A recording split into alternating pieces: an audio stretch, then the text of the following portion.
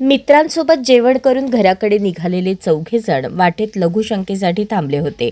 त्यावेळी दुचाकीवरून आलेल्या 10 जणांनी त्यांना लुटले आणि 2,35,000चा ऐवज हिसकावून नेला. या गुन्ह्यातील 4 संशयितांना विजापूर नाका पोलिसांनी पुण्यातून अटक केली आहे. न्यायालयाने त्यांना 5 दिवसांची पोलीस कोठडी ठोठावली आहे.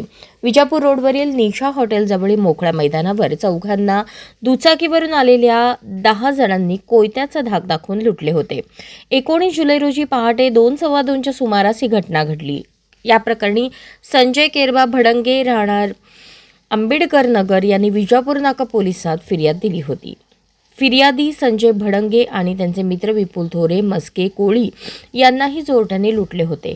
भडंगे यांनी 22 जुलै रोजी विजापूर नाका पोलिसात फिर्याद दिली. फिर्यादी व त्यांचे मित्र सिमेंट, वाळू व खडी विक्री करतात. त्यामुळे त्यांच्याकडे 80,000 रुपयांची रोकड होती.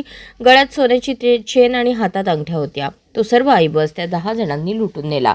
संशयित आरोपींमध्ये सोलापुरातील शास्त्री नगरात राहणाऱ्या सादिक जाकीर शेखचा सहभाग समोर आला. तो सध्या कोंढवा भागात राहतो.